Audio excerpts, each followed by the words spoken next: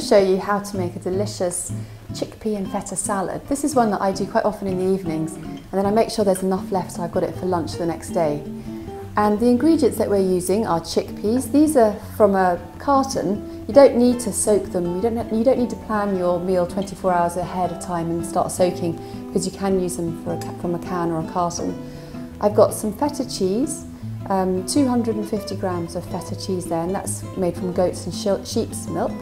We've got some red onion and a lovely red chilli, some garlic and some spring onions, and then also we've got some fresh herbs here. I've got parsley and coriander. So I'm going to fry my onions in, that's 2 tablespoons of olive oil. And don't have the heat too high, because you should never overheat olive oil. It shouldn't ever get to the point where it's smoking. And while that's cooking, I'll chop up the chilli and the onion.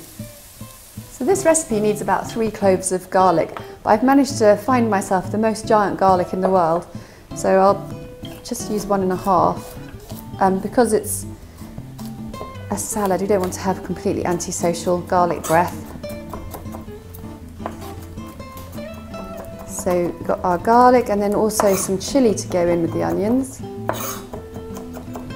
And when I do chilli, I'm really careful not to splash it into my eye, because I've learnt from mistakes in the past.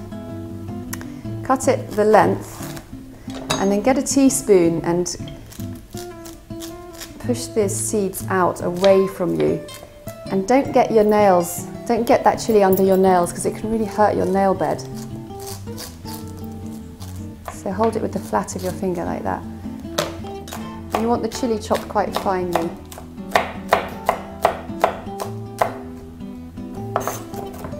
So let's see if the onion's ready to add this chilli and garlic to.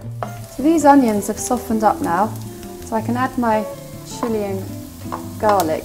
The red onions are great because they've got a higher level of the antioxidant quercetin, and that's an amazing antioxidant has antihistamine properties. So if you suffer from allergies and hay fever, that's a good one to include in your diet. Got some lovely spring onions. I'm going to use 4 of these. When you cook with spring onions, don't waste a load by throwing away the green bits, because actually there's loads of nutrients in those green ends. Just get rid of the scraggly bits, and you can use the whole spring onion. I know my mum always chops it off and throws that bit away. So you cut them quite finely,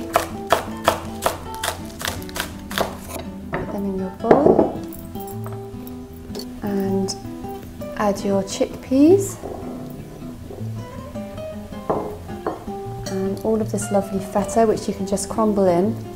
So the chickpeas and the feta is giving you plenty of protein in this dish. And that's why it's a complete meal if you wanted to have it alone as a lunch.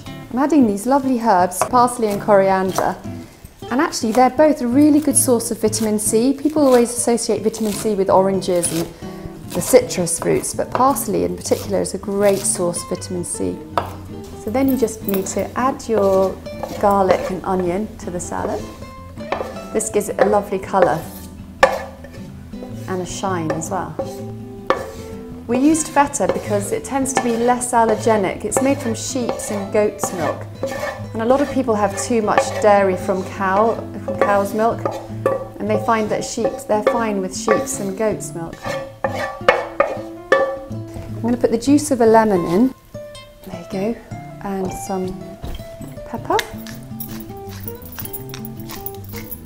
I use lots of black pepper in everything I cook, and some sea salt, because sea salt's a good source of iodine that about 95% of the population are deficient in, and that's so important for your thyroid and your metabolism.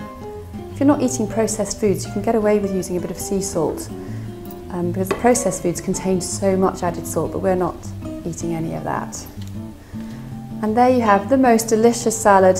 Have it in the evening with your fish or chicken, and then serve it again the next day for lunch. Take it with you to work. Delicious.